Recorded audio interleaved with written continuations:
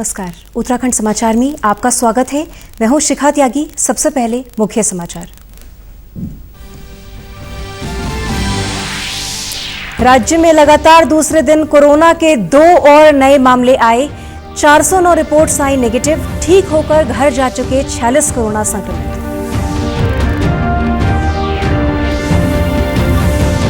सरकार ने एमएसएमई की परिभाषा में बदलाव करते हुए दी बड़ी राहत।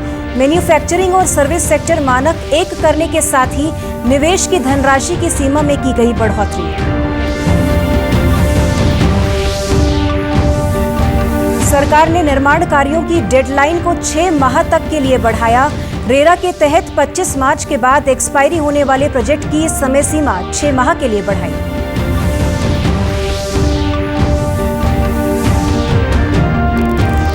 और मुख्यमंत्री त्रिवेंद्र सिंह रावत ने आज सचिवालय में होप पोर्टल का किया शुभारंभ। कुशल और अकुशल युवाओं का डेटा तैयार कर उन्हें रोजगार और स्वरोजगार के अवसर उपलब्ध कराने का रखा लक्ष्य।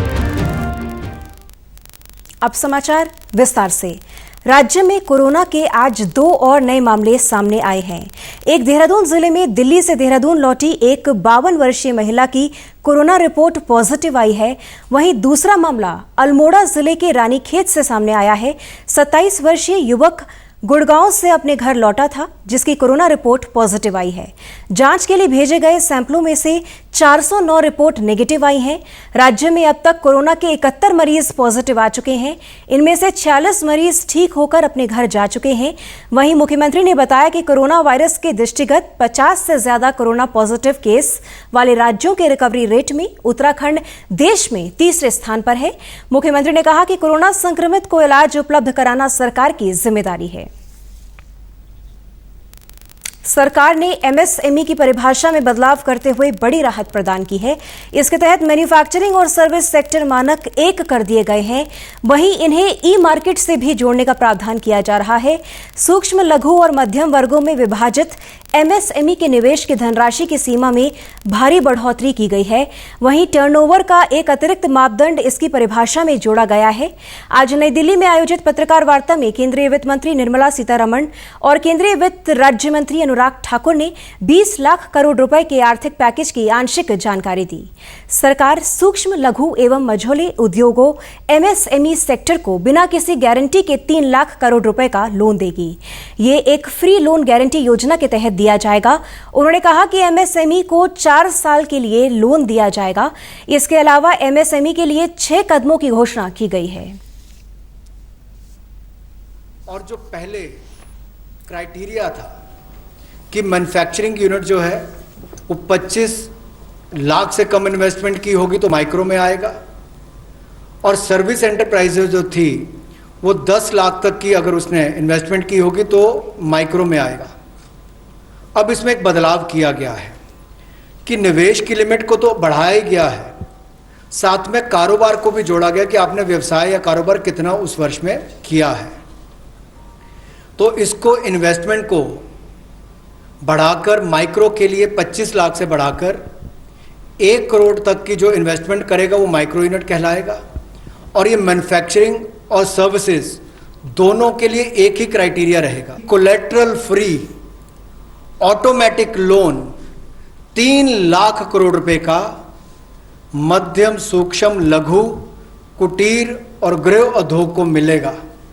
इसमें किसी को अपनी ओर से कोई गारंटी, कोई कोलेटरल देने की आवश्यकता नहीं है, और इसका समय सीमा भी 4 वर्ष की होगी, और पहले 12 महीने यानी कि पहला 1 वर्ष उनको प्रिंसिपल रीपेमेंट नहीं करना पड़ेगा। कंपनियों को ईपीएफ को लेकर दी गई राहत को अगले 3 और महीने तक जारी रखने की घोषणा की गई है।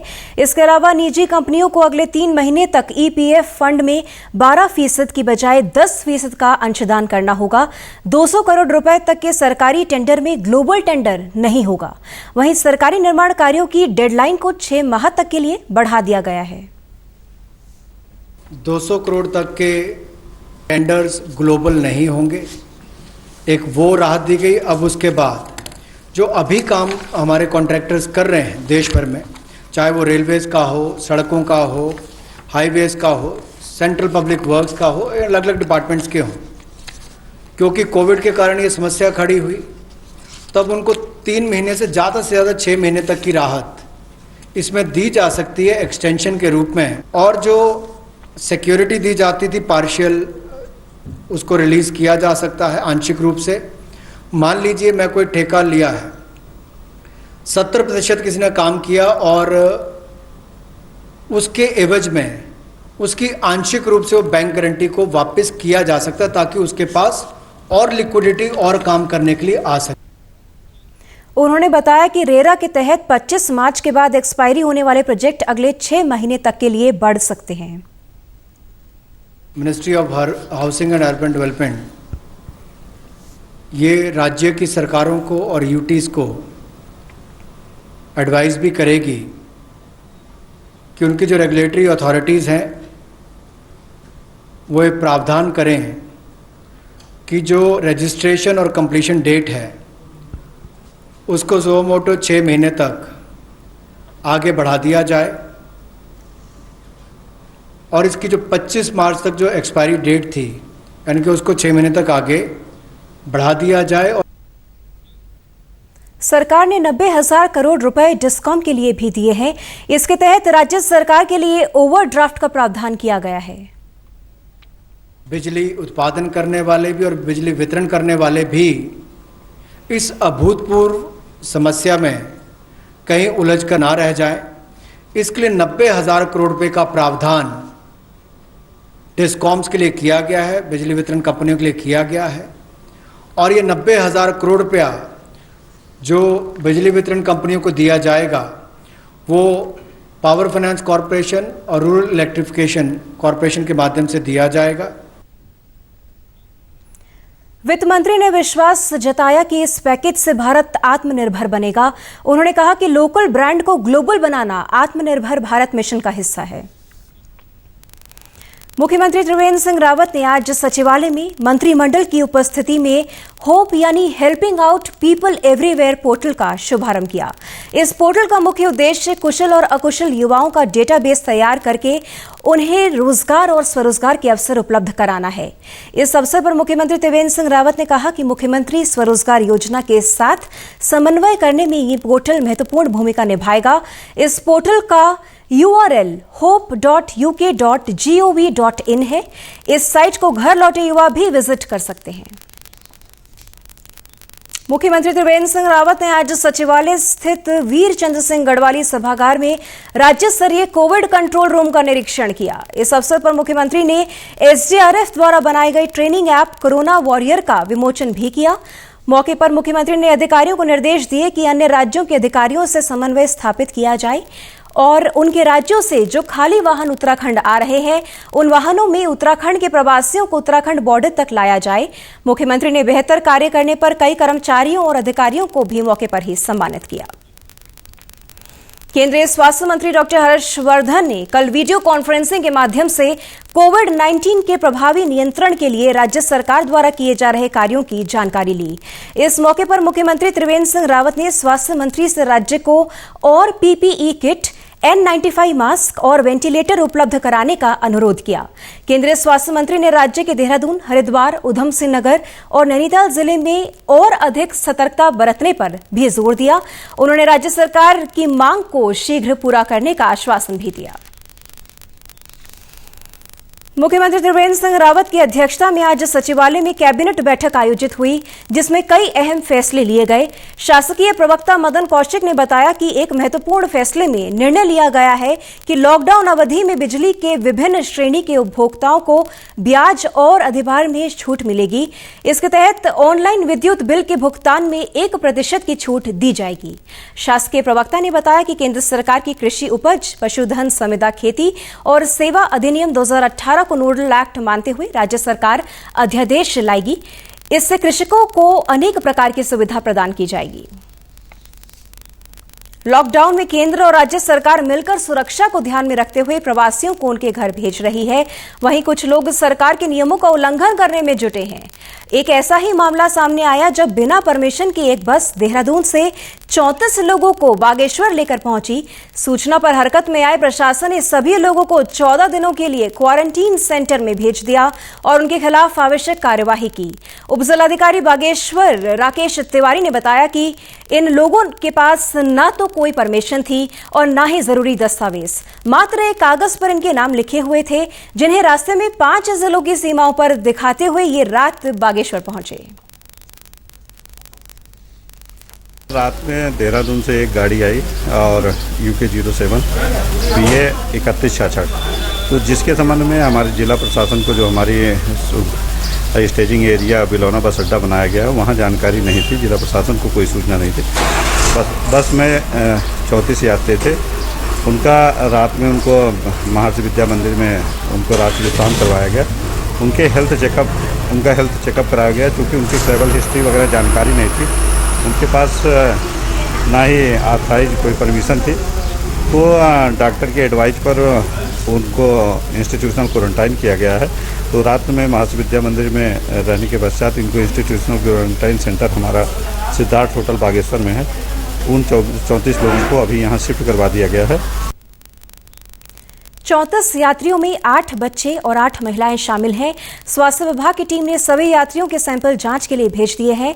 रिपोर्ट आने के बाद प्रशासन द्वारा आवश्यक कार्यवाही करने की बात कही जा रही है। सिद्धार्थ होटल में जो ये बिना परमिशन के जो 34 लोग आए हैं, इनकी जो है आगे सैंपलिंग होगी। सैंपलिंग के बाद इनकी जो भी रिपोर्ट आएगी, रिपोर्ट के हिसाब से आगे की कार्रवाई की जाएगी। अटल ई जनता दरबार के तहत आज शिक्षा मंत्री अरविंद पांडे ने प्रदेश भर के शिक्षकों, अभिभावकों और जनप्रतिनिधियों से वीडियो कॉन्फ्रेंसिंग के माध्यम से संवाद किया। अल्मोड़ा में लाइव संवाद के दौरान विधानसभा उपाध्यक्ष रघुनाथ सिंह चौहान ने लॉकडाउन के दौर में स्कूलों में शिक्षा व्यवस्था जारी नहीं होने पर चिंता जताई। उन्होंने पर्वतीय क्षेत्रों में ऑनलाइन शिक्षा व्यवस्था प्रणाली को कारगर नहीं माना। कहा कि यहां इंटरनेट सेवाएं दुरुस्त नहीं है, ऐसे में ऑनलाइन पढ़ाई सभी के लिए संभव नहीं हो पा रही है। हमारे जो पर्वतीय क्षेत्र में जैसे चल रहा है कि हम ऑनलाइन शिक्षा देंगे, ऑनलाइन शिक्षा देना यहाँ संभव नहीं है। इसलिए हम तो अपनी ओर से एक सुझाव देना चाहते हैं कि शिक्षा के क्षेत्र में हम रोटेशन के माध्यम से बच्चों को बुलाएं, या शिफ्ट के हिसाब से उनको बुलाएं। कक्षा 12 के बच्चों को एक दिन बुलाएं, दूसरे दिन हम कक्षा 11 के बच्चों को बुलाएं, फिर 10 के बच्चों को बुलाएं। तो इस प्रकार से शिक्षा दी जाए। वहीं चंपावत जिले के राजकीय बालिका इंटर कॉलेज खेती खान में अभिभावकों, जनप्रतिनिधियों और अधिकारियों से संवाद करते हुए वर्चुअल क्लास की जानकारी ली। उन्होंने शिक्षा व्यवस्था के साथ ही चंपावत जिले के सरकारी विद्यालयों की समस्याएं भी जानी। जनपद चंपावत में 15 विद्यालयों में ये वर्चुअल क्लासेस का सिस्टम स्थापित हो चुका है। ये अलग अलग केंद्रों पर जाकर के आज इसमें प्रतिभाग किया गया और इस समय जो ये कार्यक्रम चला, यहाँ जनपद में GGIC खेती खान से माननीय शिक्षा मंत्री जी से संवाद किया गया। इसमें हमारे एक विजय सिंह गौरा जी थे, उनके द्वारा भी संवाद किया गया माननीय मंत्री जी से। बहुत सालों से जो कि खेती खान एक शिक्षा का क्षेत्र था, यहाँ पे बहुत सारी समस्याएं हैं। उन समस्याओं से हमने माननीय मंत्री जी को अवगत कराया और मंत्री जी ने हमें ये पूर्ण आश्वासन दिया कि लॉकडाउन के बाद हम आपकी समस्याओं को समाधान के लिए हर संभव कोशिश करेंगे। कोरोना संक्रमण की रोकथाम के लिए पूरे देश में लॉकडाउन लागू है। हालांकि समय समय पर केंद्र और राज्य सरकार ने संक्रमण के हालातों को देखकर लॉकडाउन में छूट भी प्रदान की है। इस समय पौड़ी गढ़वाल के विभिन्न गांवों में भी रौनक देखने को मिल रही है। सूनी गांव अब आबाद दिख रहे हैं। कारण साफ है कि प्रवासी नागरिकों के आने से गांव की सूरत अब बदलने की तैयारी करते दिख रही है। बंजर खेतों में हल लगाए जा रहे हैं। पलायन कर चुके लोग अब रोजगार की शुरुआत गाँव से ही करने की बात भी कर रहे हैं। अकेले पौड़ी जिले में लॉकडाउन के दौरान 17,000 से अधिक लोग गांव में पहुंचे हैं। वर्तमान में तो हमारे यहाँ जो मैंडेज की स्थिति है 82,000 से ऊपर मैंडेज हो चुके हैं और लॉकडाउन से पहले केवल 21,000 बैंडेज ही हमारे हो पाए थे। वर्तमान में क्योंकि बहुत अधिक संख्या में प्रवासी पौड़ी जनपद में लौट रहे हैं, लगभग 17,000 की संख्या कल तक हो चुकी है। उसमें हम उनके नए जॉब कार्ड भी बना रहे हैं, लगभग 200 के लगभग हमने जॉब कार्ड बना लिए हैं और 300 के आसपास रजिस्ट्रेशन कर दिए हैं। और उनमें से लगभग अभी 50-60 लोगों ने काम मांगा है और सभी से हम डिमांड कलेक्ट कर रहे हैं कि जो लोग काम करने के इच्छुक हैं उनको काम दिया जा सके। वहीं शहरों से गांव की ओर लौटे प्रवासी मनरेगा के लिए भी अपना पंजीकरण करवा रहे हैं। जिला प्रशासन कार्यों की मांग को देखते हुए स्वयं सहायता समूह से भी सहयोग लेने की बात कह रहा है। ना सरकार की बहुत अच्छी स्कीम थी कि जो मनरेगा द्वारा हमको घर में काम करना चाह दे सके। हालत की बीमारी का कारण बहुत हालत खराब थी, ताकि हम गढ़वाल में जो लोग छा बहुत अच्छी स्कीम अच्छा वही में छा। और मनरेगा द्वारा जो काम आई थी हम तो दिहाड़ी मजदूर में नहीं थी, बेरोजगार लोग हमको में छा और हम अपने बाल बच्चों का पालन पोषण यहाँ पर करना चाह। बहुत बहुत धन्यवाद। हाँ, हमको यहाँ 10 दिन हो गए काम करते हुए और लॉकडाउन चल रहा है, इसकी वजह से हमें जल संरक्षण का काम मिल रखा है और ये भारत सरकार की बहुत अच्छी योजना है, इसी से हमारा परिवार का गुजारा हो रहा है। विश्व प्रसिद्ध बद्रीनाथ धाम के कपाट खोलने की प्रक्रिया आज से शुरू हो गई है। जोशीमठ स्थित नृसिंह मंदिर में आज सुबह पूजा अर्चना के बाद बद्रीनाथ धाम के रावल शंकराचार्य जी की गद्दी और तिलों के तेल का कलश बद्रीनाथ धाम के लिए रवाना हुआ। रात्रि विश्राम के बाद कल पांडुकेश्वर से डोली बद्रीनाथ धाम के लिए रवाना होगी। मंदिर समिति ने बताया कि 15 मई को प्रातः 4:30 में बद्रीनाथ धाम के कपाट खोले जाएंगे। प्रभात में भगवान का पूजन हुआ, नृसिंह जी का अभिषेक हुआ, गाड़ू बड़ी पूजन हुआ, गणेश पूजन हुआ, नवग्रह पूजन हुआ और इसके बाद पांडुकेश्वर का प्रस्थान कर रहे हैं। कल बद्रीनाथ और परसों प्रभात में यानी 15 तारीख प्रभात में भगवान के स्त्री के पाठ और ग्रीष्मकाल के लिए आम जनों के लिए खोल जाएंगे। उत्तराखंड के समाचारों में इतना ही। चलते चलते मुख्य समाचार एक बार फिर। राज्य में लगातार दूसरे दिन कोरोना के 2 और नए मामले आए। 409 रिपोर्ट्स आई नेगेटिव। ठीक होकर घर जा चुके 46 कोरोना संक्रमित।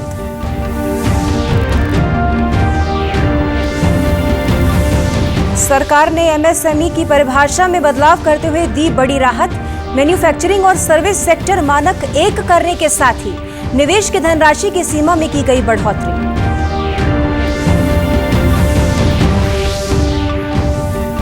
सरकार ने निर्माण कार्यों की डेडलाइन को 6 माह तक के लिए बढ़ाया। रेरा के तहत 25 मार्च के बाद एक्सपायरी होने वाले प्रोजेक्ट की समय सीमा 6 माह के लिए बढ़ाई।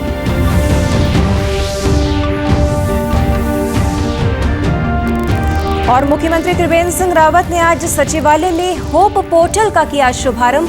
कुशल और अकुशल युवाओं का डेटा तैयार कर उन्हें रोजगार और स्वरोजगार के अवसर उपलब्ध कराने का रखा लक्ष्य। इसी के साथ समाचार समाप्त हुए। नमस्कार।